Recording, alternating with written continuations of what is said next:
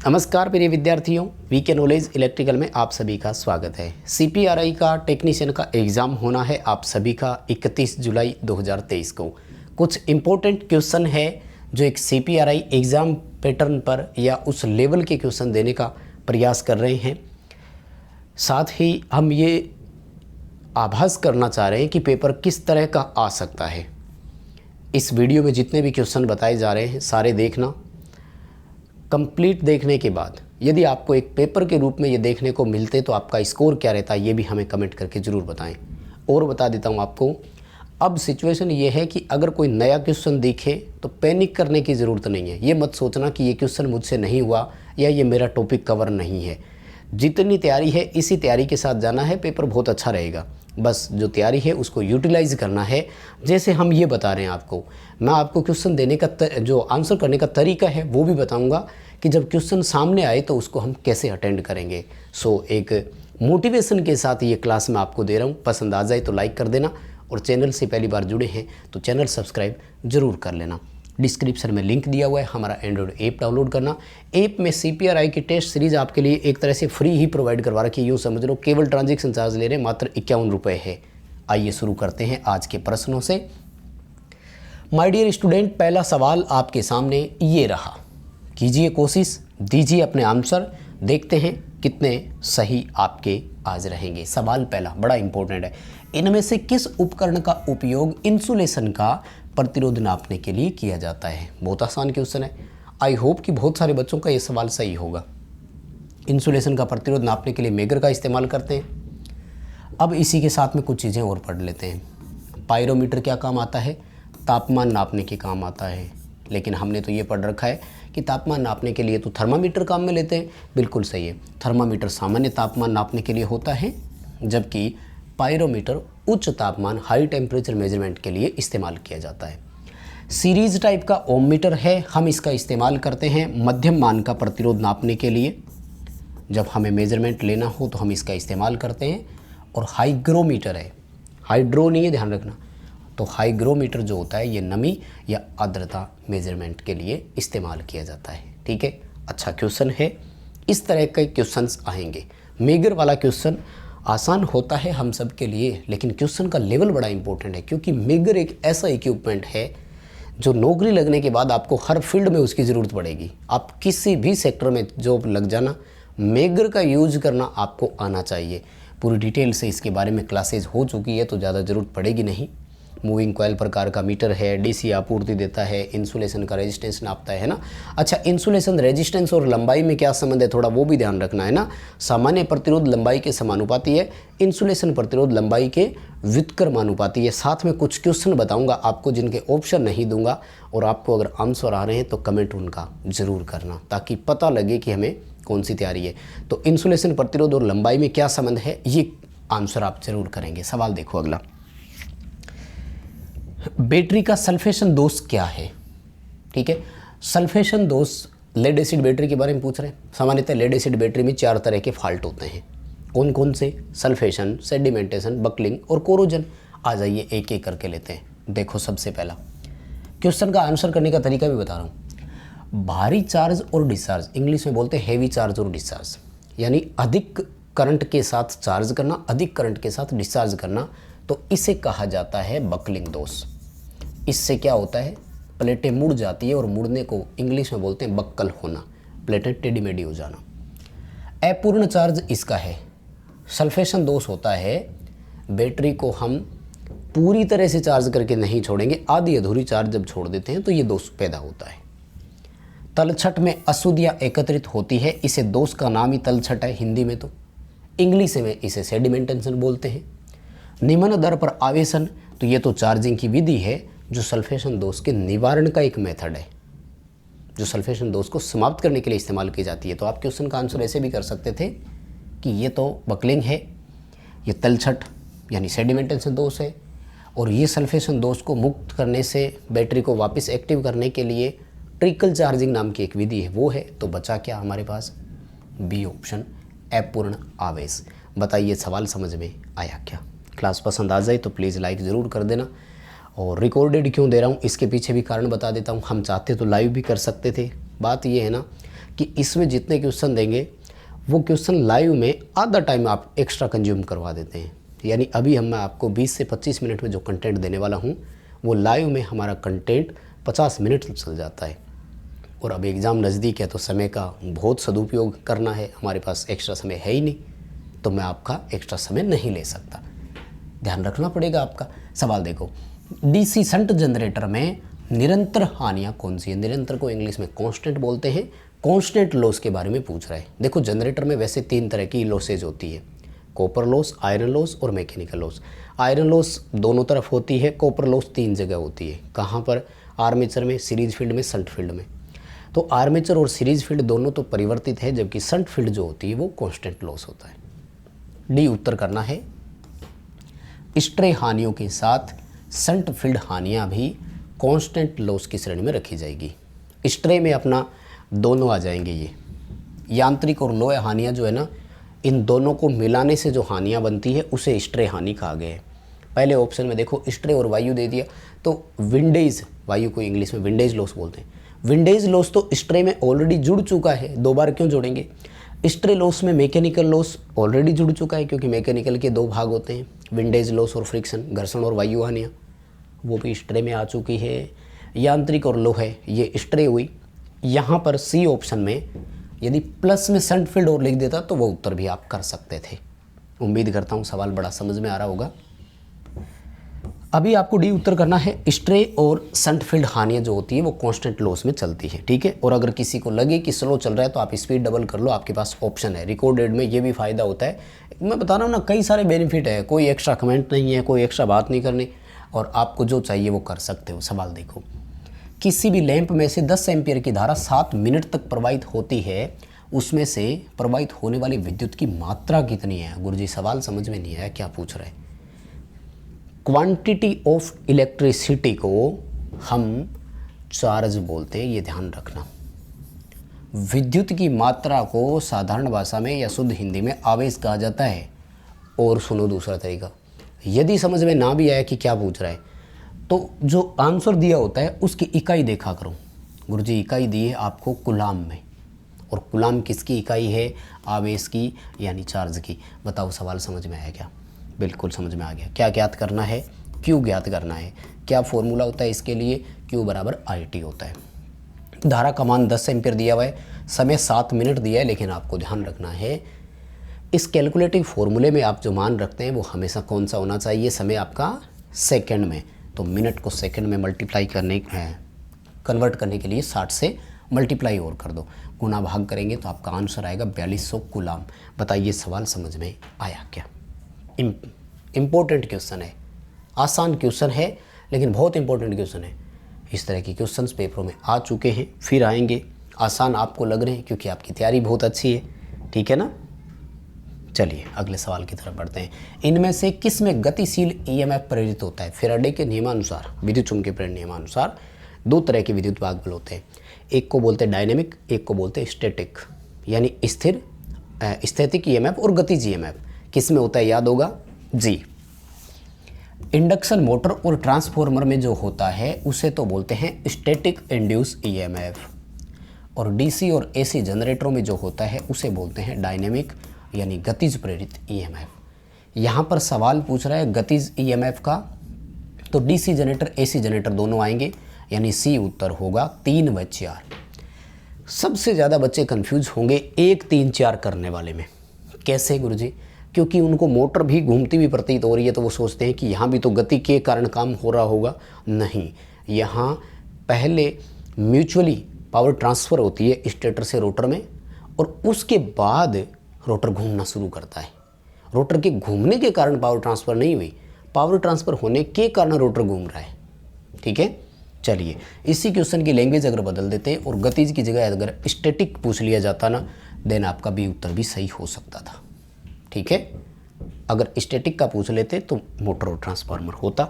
चलिए उम्मीद कर रहा हूँ सवाल समझ में आ ही गया होगा। अगला सवाल देखो क्या कह रहे हैं क्वेश्चन, देखिए।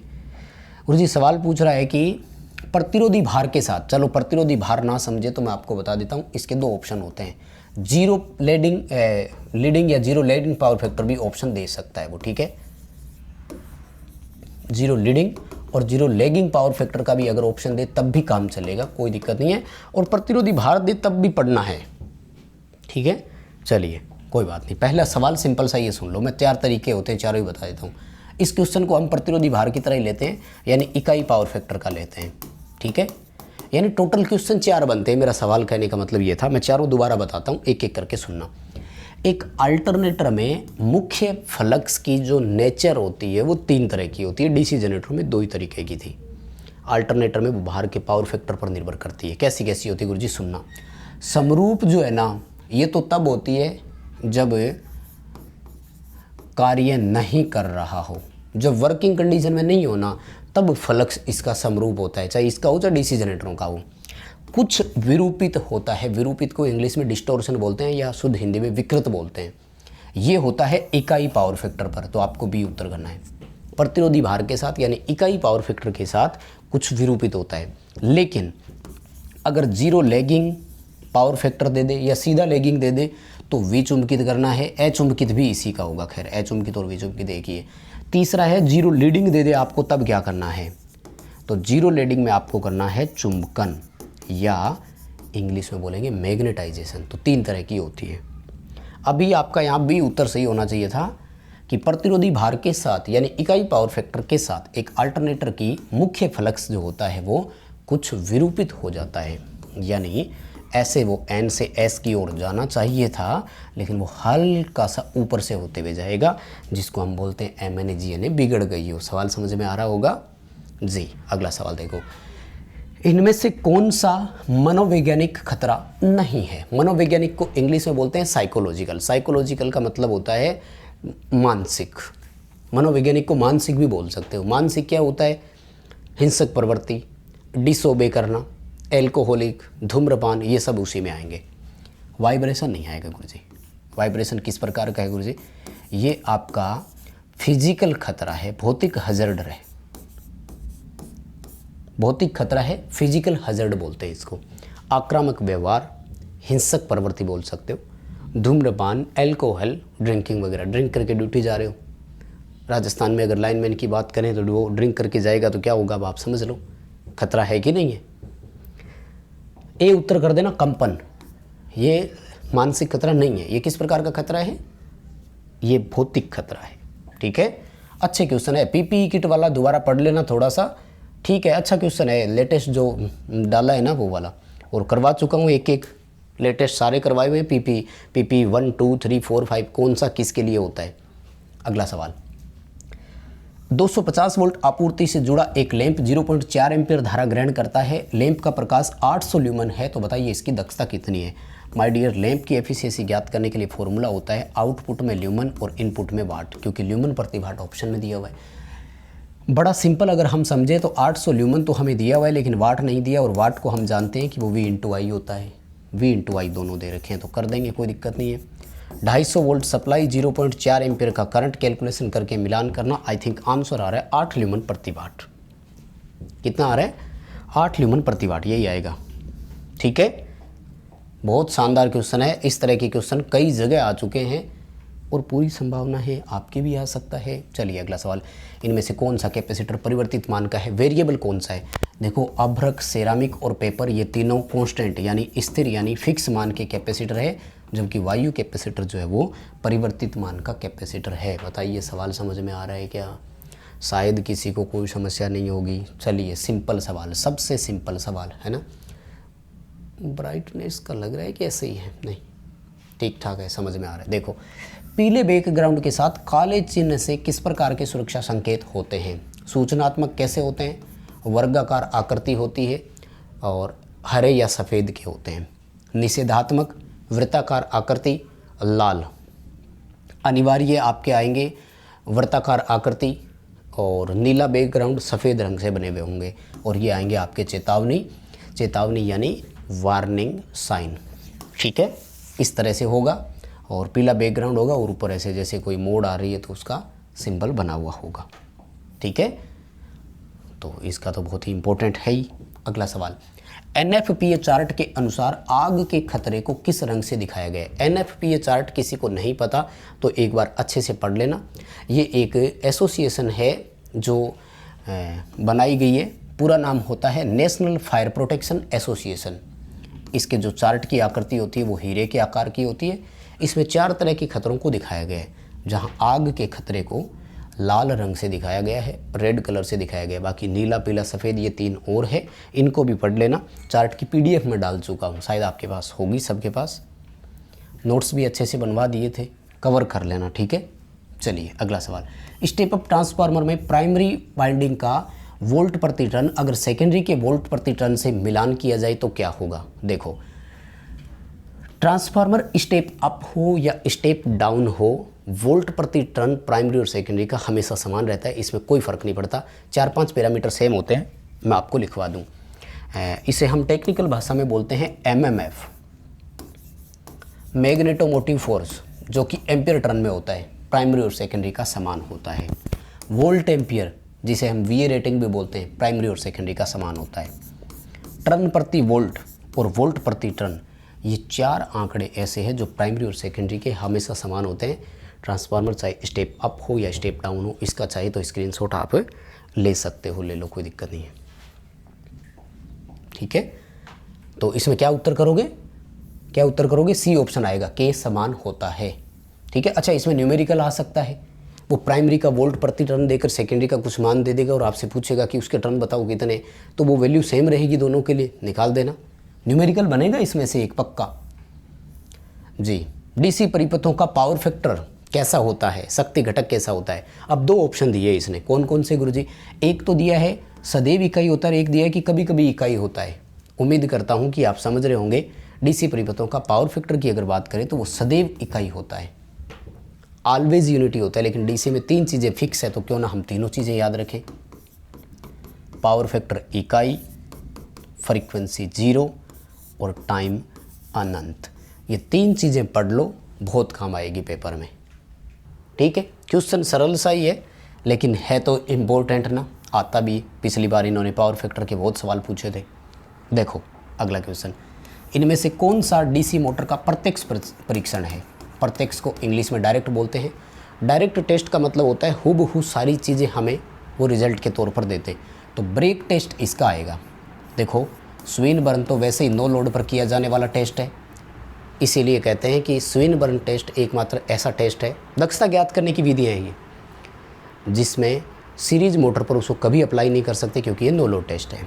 हॉपकिंसन टेस्ट में क्या किया जाता है, इसे रीजनरेटिव टेस्ट के नाम से भी जानते हैं। 2 मशीनें काम में लेते हैं, दरअसल दोनों मशीनों से ही तुलना करते हैं, तो ये भी वास्तविक नहीं है। और लोड, तो ये तो वास्तविक टेस्ट हो गया कि एक्चुअल में लोड डाल दिया और अब देख रहे हैं अगर कोई गड़बड़ हो गई तो एफिशिएंसी कितनी है कोई पता नहीं, तो हम ब्रेक दे करके एक्चुअल में पता करते हैं, ठीक है। प्रत्यक्ष परीक्षण पूछे तो ब्रेक टेस्ट करना है, लोड टेस्ट की तरफ नहीं जाएंगे, ठीक है। लोड टेस्ट कोई है ही नहीं, लोड तो देना एक तरह से वर्किंग हो गई, एक तरह से आउटपुट हो गया जी। अगला सवाल देखो, लेप वाइंडिंग में ए का मान कितना होता है। दरअसल ए है क्या, पहले तो ये समझेंगे। तो हमारे जो DC मशीन होती है उसमें धारा के समांतर पथ, पैरेलल पाथ जो होते हैं उनको ए से दर्शाते हैं, और लेप वाइंडिंग में ए बराबर P होता है, यानी समांतर रास्तों की संख्या पोल की संख्या के बराबर होती है। ऑप्शन के अकॉर्डिंग बता रहा हूँ, वास्तव में तो ये पोल इंटू प्लेक्स के बराबर होती है। सिंप्लेक्स, डुप्लेक्स, ट्रिप्लेक्स, क्वाड्रप्लेक्स, 4 तरह की वाइंडिंग आगे और होती है ना, तो वो चारों आपको ध्यान में रखने हैं। अगला सवाल देखो, 17वां, और ये क्वेश्चन अभी आया है, उसमें जो है ना दिल्ली सब कोऑर्डिनेट का हुआ था ना, दिल्ली जल बोर्ड का, उसमें आया था। वो कह रहा है कि निम्नलिखित का मिलान करो, सूची 1 से सूची 2 का मिलान करो। सिंपल है, हो जाएगा सबका, लेकिन अच्छा क्वेश्चन है तो मैंने सोचा डाल देता हूँ। प्रतिरोध की इकाई क्या है, ओम। प्रेरकत्व है यानी इंडक्टेंस की इकाई क्या है, हेनरी। वोल्टता की इकाई क्या होगी, वोल्ट। धारिता की इकाई क्या होगी, फेराड। किसी को कोई समस्या नहीं है, आसानी था, कर देंगे। चुंबकशीलता की इकाई बताना मुझे किस किस को याद है, विद्युतशीलता की इकाई बताना मुझे किस किस को याद है, ज़रूर आप कमेंट करेंगे इन दोनों क्वेश्चनों का। अगला सवाल देखिए, प्रारंभिक प्रज्वलन वोल्टेज प्रदान करने के अतिरिक्त एक सोडियम वेपर लैंप में लीकेज ट्रांसफार्मर का और क्या काम है। लीकेज ट्रांसफार्मर लगता है सोडियम वेपर लैंप में, जो प्रारंभ में 2.5 किलो वोल्ट की इग्निशन वोल्टेज, प्रज्वलन को इंग्लिश में इग्निशन वोल्टेज बोलते हैं, प्रोवाइड कराता है और उसके साथ वो फिर वर्किंग करंट को भी कंट्रोल करता है। ठीक है, मुझे ज़रूर बताना पावर फैक्टर सुधारने के लिए फिर सोडियम वेपर लैंप में क्या लगता है, स्ट्रोबोस्कोपिक प्रभाव को थोड़ा सा कम करने के लिए, चमक कम करने के लिए हमारे पास क्या क्या ऑप्शन है। ठीक है, सिंपल क्वेश्चन है, आंसर आप कर पाएंगे मुझे पता है। अभी डी उत्तर होगा। अगला सवाल, किस टूल का उपयोग लकड़ी के ब्लॉक में होल करने के लिए करते हैं। लकड़ी के ब्लॉक में अगर होल करना है तो हम इसके लिए रेचेट ब्रेस का इस्तेमाल करते हैं। पिंसर का क्या उपयोग है आप मुझे ज़रूर बताएंगे। सेंटर पंच से तो नाम से ही पता लगता है, मार्किंग करने के लिए होगा। और स्पेनर सेट जो होता है वो चाबी बोलते हैं देसी भाषा में, ठीक है, नट खोलने के काम आता है। पिंसर का उपयोग आप मुझे बताएंगे क्योंकि कई बार ये क्वेश्चन मैं करवा चुका हूँ। ओपन सर्किट में एक वोल्ट मीटर जुड़ा हुआ है, चित्र के अनुसार आपको बताना है कि उस वोल्ट मीटर की रीडिंग कितनी है। मैं डायग्राम एक बार अच्छे से आपके लिए और बना देता हूँ ताकि आप पहचान सके। माइनस प्लस लिखा हुआ है, 100 वोल्ट लिखा हुआ है, यहाँ पर रेजिस्टेंस लिखा हुआ है 20 ओम का, यहाँ पर रेजिस्टेंस है 40 ओम का। उसके बाद में यहाँ सर्किट को ओपन दिखाया, प्लस माइनस पर वोल्ट मीटर लगा हुआ है और यहाँ पर एक रेजिस्टेंस और है 20 ओम का। बताओ फटाफट से, बिना ऑप्शन दिए आप इस क्वेश्चन का आंसर बताओ। किस किस को पता है ये भी मुझे ज़रूर बताना। बिना ऑप्शन दिए आंसर किसको पता था तो मैं बता देता हूँ। ओपन सर्किट पर वोल्टेज हमेशा मैक्सिमम होती है और वो सदैव सप्लाई के बराबर होती है। सप्लाई की जब 100 वोल्ट है तो यहाँ भी कितना होगा, 100 वोल्ट होगा, क्योंकि परिपथ की धारा 0 है, ड्रॉप कहीं नहीं हो रहा। ठीक है, तो बस प्रिय विद्यार्थियों, ये थे हमारे आज के क्वेश्चन। उम्मीद करता हूँ आपको क्वेश्चन पसंद आए होंगे। प्लीज़ लाइक वाला बटन ज़रूर दबा देना, चैनल सब्सक्राइब करो यार, नहीं किया हुआ है तो दोस्तों से सब्सक्राइब करवाओ यार। 2 लाख सब्सक्राइबर करवाने हैं, आपके हाथ में है। बहुत बहुत धन्यवाद।